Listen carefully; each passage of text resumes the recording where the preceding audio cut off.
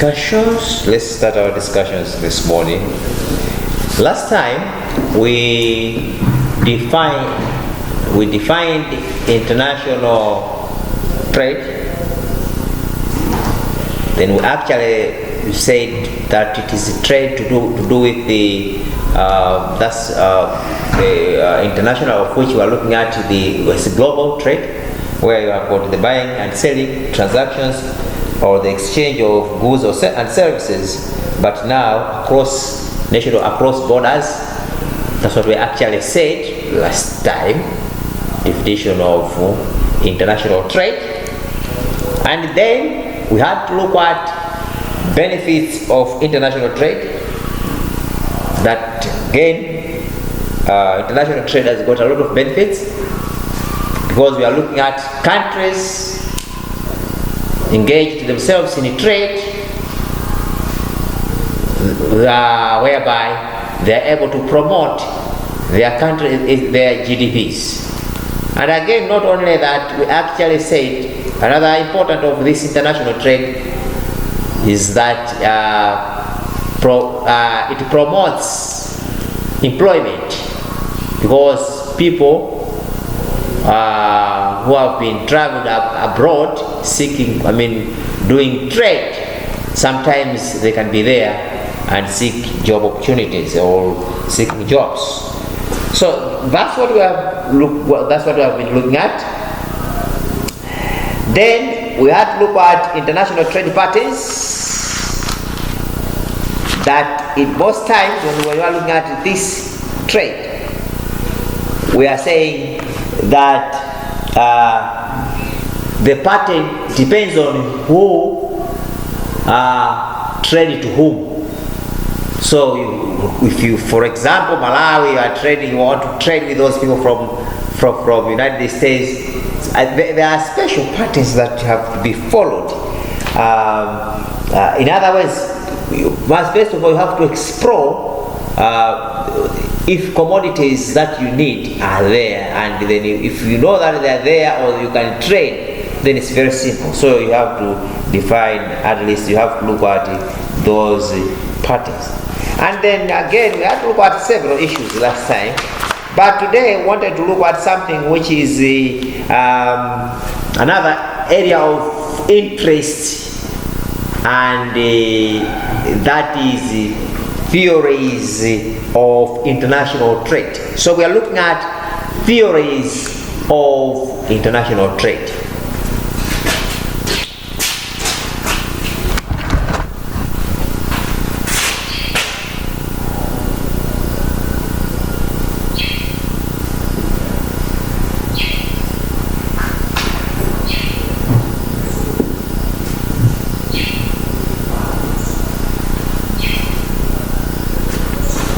We are looking at theories of international trade.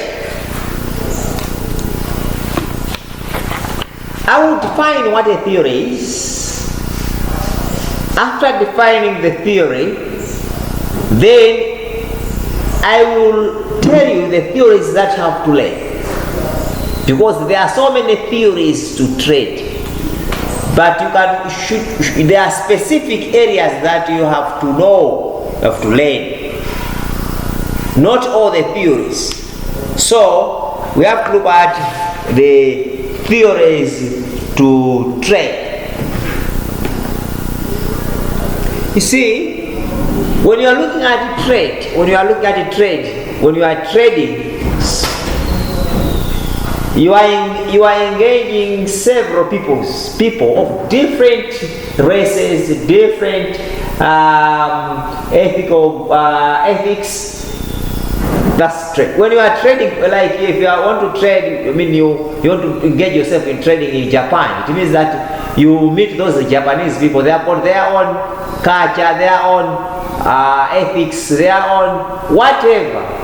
So when you are trading, you will be meeting with people of different races, people of different nationalities, and they have got you are having different.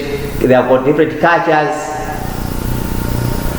of which the trade itself You have to be very careful, because sometimes the trade cannot work in those areas. You can easily, at least it can fail. But that's why you have to take, at least you have to make sure that you are within their context, their reach, so that you are doing your trade and it is being done very, very well. Now, when we are looking at a theory, if you are just to define what these theories are all about, a theory, it is something that is a profound thing, of which that has just been taken from, I mean, it has been taken, but with grounded information. You have your own sense. You can develop your own theory. You get that one, you say, this is my theory. So, theories, in other words, they are just being profound. You just get them, so that you just adopt them, you just think of them, and they can work under certain context, and then you say, that is a theory. There are several theories to trade. There are several theories to trade. We have got plenty. We have got the Mercantile theory, we have got the absolute theory, we have got the comparative theory, we have got the extraordinary theory. There are several theories. But what we'll be looking at today, we are starting with the what is called the principle of absolute advantage as a theory. So the theory we are looking at today is the principle of absolute advantage. The principle of absolute advantage.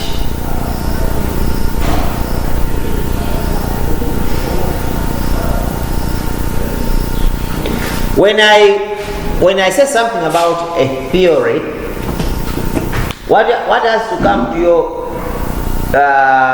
to you? First of all, you need to find out who developed the theory. Who developed the theory? Where was the theory developed? Why did this guy develop this theory?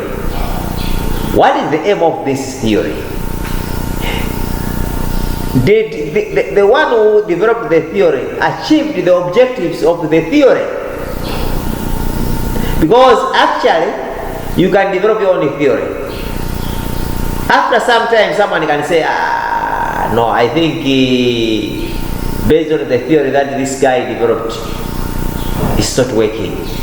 Or, it's fine, the theory, it is working, it works well, but let me just add another one. Someone can improve on that theory. Because each and every theory, someone can capitalize on that one, or can improve on the theory, and it comes up with another theory. Someone could started the theory maybe long time ago, then you can say, based on the theory, I think this one, although he came up with this, but he lacked this. Let me just see, what if we add this? When you are doing that, it means you are now coming up with your own theory. So, these theories to trade, they started a long time. Very, very long time. Around 15th century is when they developed this. For example, the first theory they developed was the theory of the Mercantile, which was developed around 1550s. Mercantile theory. And the one who started the theory, that one actually said he was an economist. And then he said,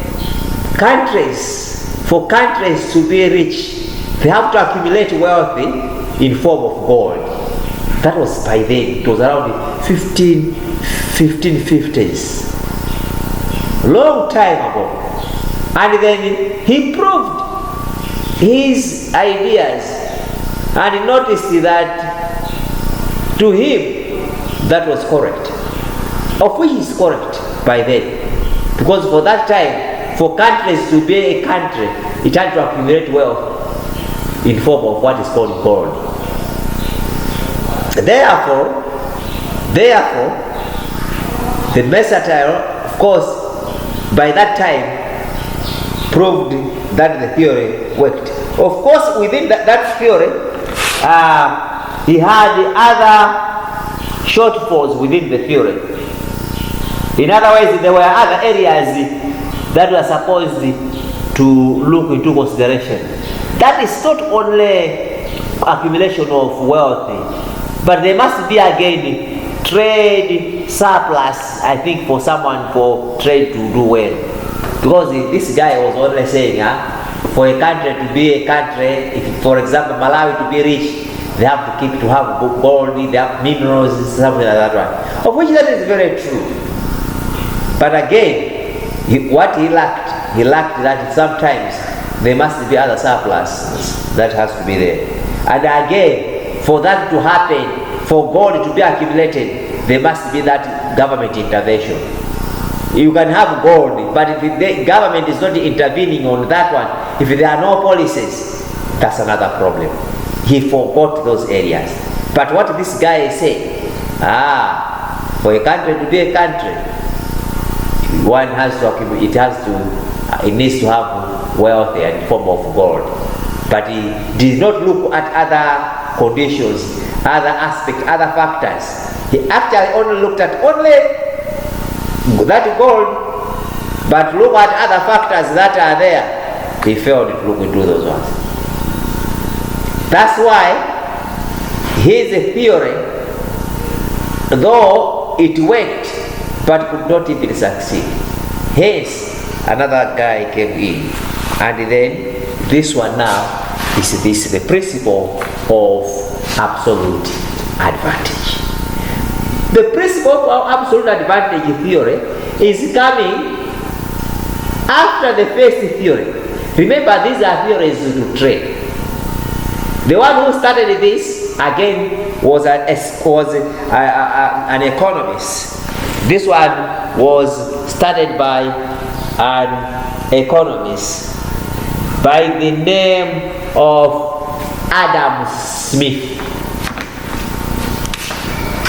Started by Adam Smith. Adam Smith. Principle of absolute advantage was started by Adam Smith, and this Adam Smith was a Scottish by nature. He was a Scottish from Scotland. Came from Scotland. He was a Scottish.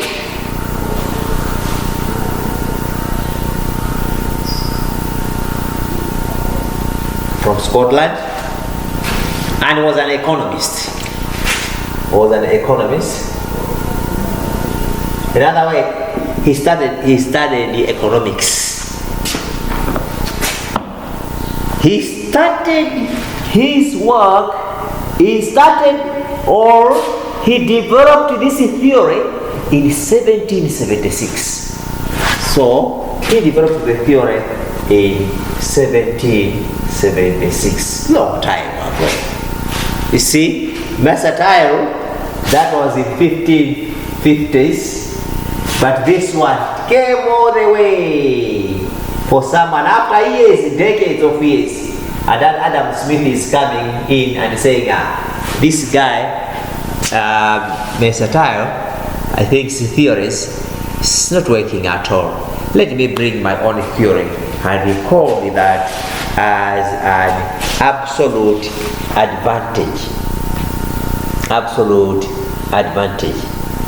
So what is this theory about? What is this absolute advantage saying? Absolute advantage it states is that it's just the ability of nations to produce goods and services efficiently than any other nation. Just countries to produce goods and services efficiently than any other nation. That's what it means. So, this one it is saying, Adam Smith is saying, it's better for countries to produce goods and services efficiently than another nation. The moment a country produces goods and services efficiently than another nation, in other words, that the moment you produce goods very efficiently, you are having an absolute advantage. You have got an advantage.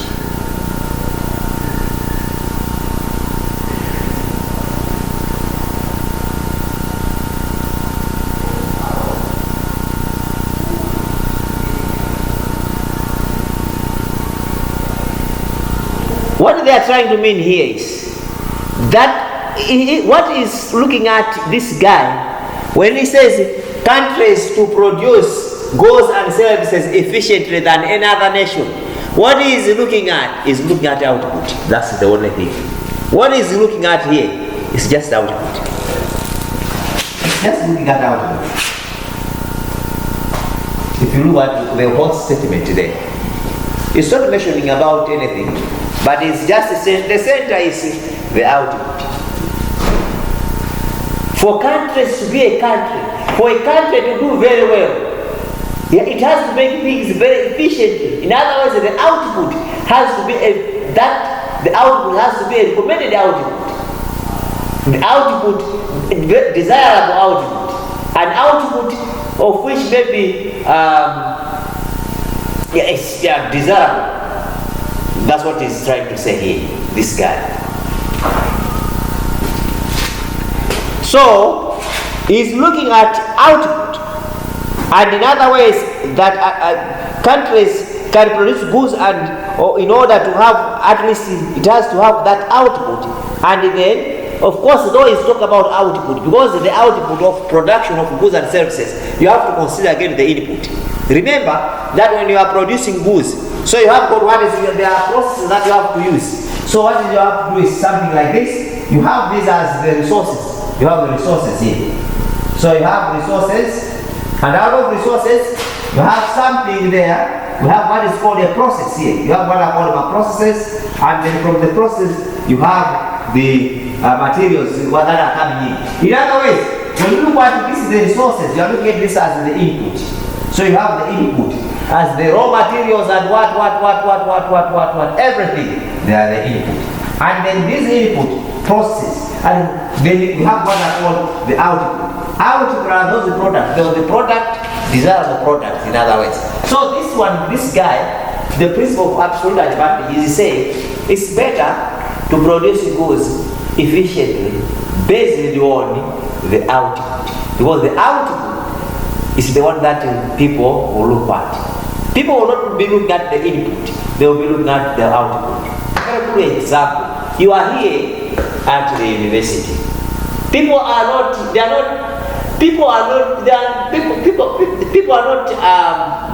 interested with the way you are coming here. But what we are interested in, we are interested at the whatever the output that will be showing out there.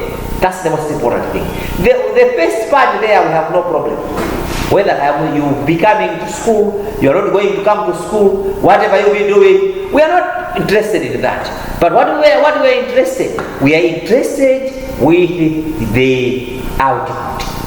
So the output to you will be the knowledge that you be gaining, the way you be your behavior, the way you be interacting with the society, the way you be showing at your working place, the way you be adding value, the way you adding value to the companies that will be working.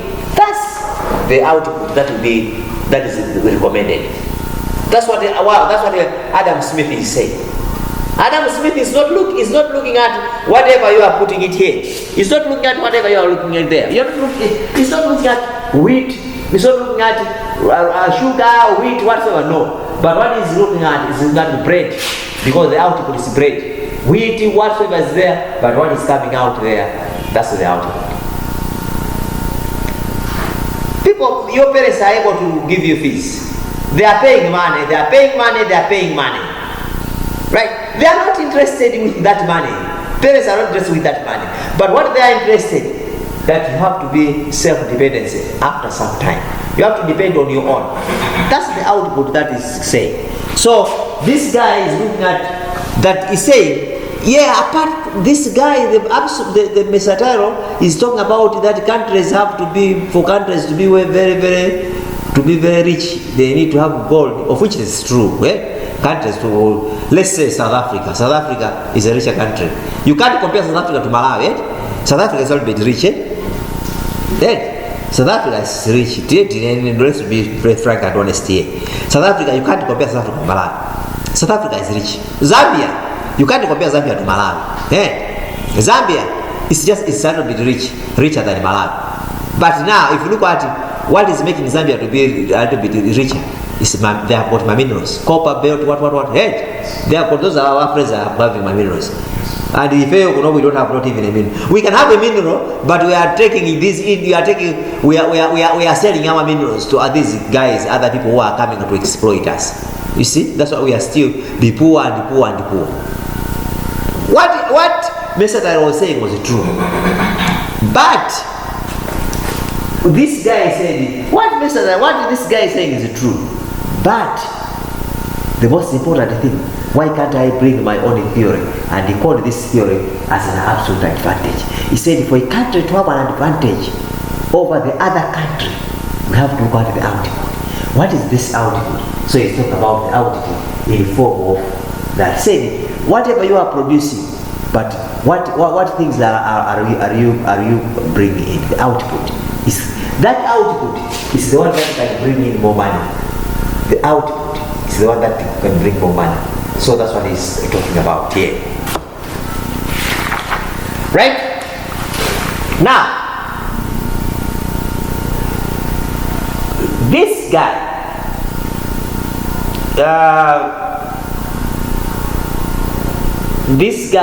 this one, the Adam Smith is comparing in his field, is looking at it, is comparing two items. I'll just give you an example. That you can have one country, you can be producing, you can produce tea. You can have another country producing rice. So you have got two. So you have, let's say, you have got country A and you have got country B. Assuming country A is rice land. Let's look at this country to be rice land. Country. And let's assume country B to be a tea land. We are looking at the names of tea land.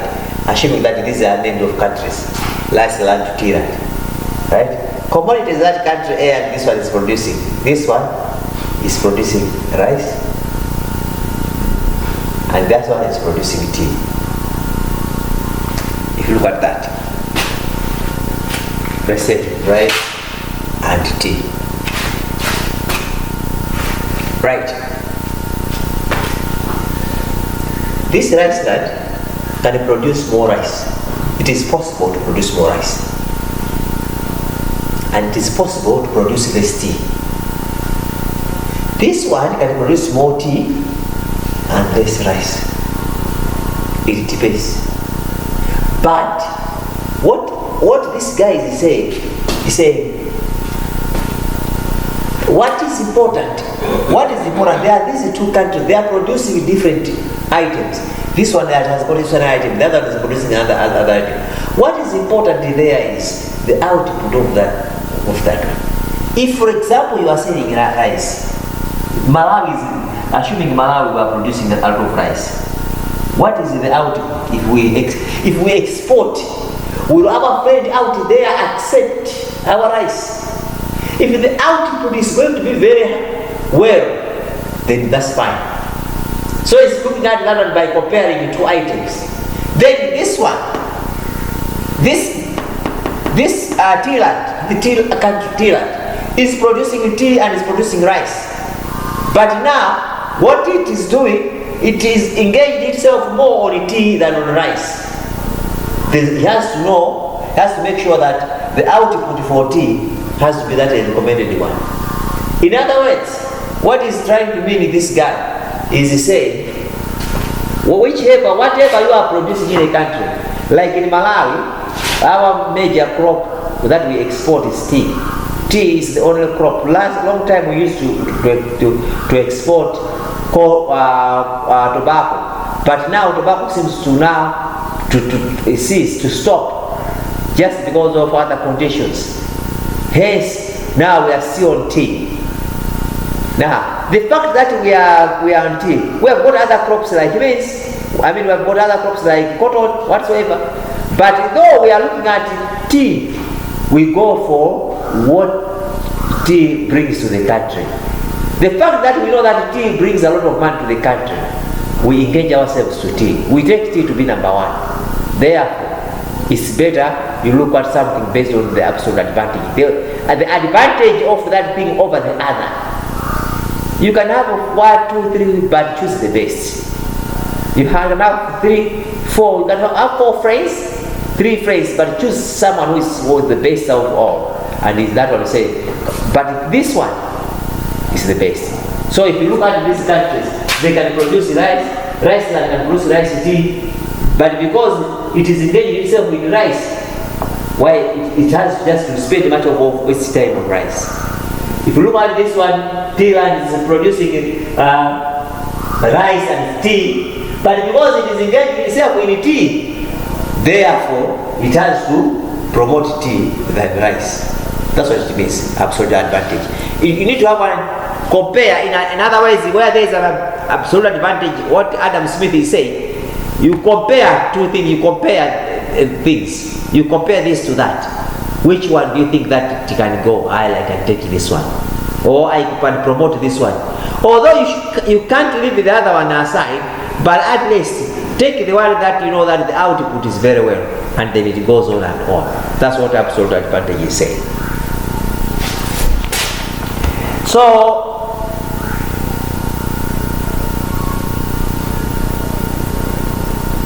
absolute advantage. The major area in absolute advantage is specialization. Major area that this guy is talking about, specialization. This one, specialization. You have to be specialized. You have to be specialized. You can have a lot of knowledge, but you have to be specialized in one. You can be a teacher, a doctor, but at least choose one your area of that is that you are gaining a lot, specialization. So, in absolute advantage, if you look at this one, the issue of rice land and the issue of tea land. Although rice land is producing rice and tea land is producing rice and tea, but this one is specialized in tea, in rice. This one is specialized in tea. That's why you stick much of your time to the area that you are specialized in. Right. You have got an you are here. You want to start an organization. Assuming Nangasi, sometimes you know you can be doing school, but maybe you have got and you have got that side. You have got that insight that you want, after school you want to be doing your own business. Assuming you want to start your business. Actually nowadays, if you are to work, people who are working, I think they are disadvantaged over those who are not working, based on especially farmers, right? Assuming you want to start your own organization. If you want to recruit people to work in your organization, and this organization, or that your organization, or your company, or you are starting your own institution, a school. You are starting your own school. Assuming you want to engage yourself in the business of opening a school. The most important thing is, you see, there are a lot of people. There are a lot of the directors. They just employ people from the streets to cut costs, provided madam wow majamlaki ajana 44 mugandi kalile deposits pa school yake. They can be something. They can be doing something like that, provided they say just because you are a Form 4 student, you have reached Form 4, said, "I know, I think you can be a teacher at my school." There are people who are doing something like that. They have done that, but that though they are doing that, it has got disadvantages. You can cut a course. Why can't you go for those people who are specialized? Because someone who has got an experience. You go for someone who has experience, someone who has been in the field for long. Take those ones. Because if you look at that one, the output that will come to this guy who is specialized, the output will be desirable. The students will be passing. Pupils will be able to be selected to secondary schools simply because of this guy who is specialized. But if you go by just the sake of doing it because you want to cut a course on the street, then you go in the street and then you just pick someone, you find that things are not working at all. So this guy, Adam Smith, is training us that whatever we'll be doing, we have to go by specialization. We have to go by someone who is specialized rather than just thinking, let's avoid cutting course. Let's avoid cutting costs. We have to go by someone who is specialized, and not go just to copy the person with. Then you pick someone, say, "I will carry doctor. You can carry a dose of injection." Yes, come now the output. That's what matters. People cannot like it because they will say, "I know, sales to grant some sort of like that." But someone who has been trained, all the ethics and whatever, so things can work well. So everything this guy is saying, countries to do very well, they have to go under the absolute advantage. And that was Adam Smith in 1776 in Scotland. Remember what I'm saying? Is Adam Smith is not trying to squash, is not trying to at least to seize the first theory, but is trying to add, said apart from gold, but why can't, again, we have to know that specialization is very important when you are looking at countries to do very well, especially in trade. So that's the second process, and this one is the place of absolute advantage. You are taking advantage over the other.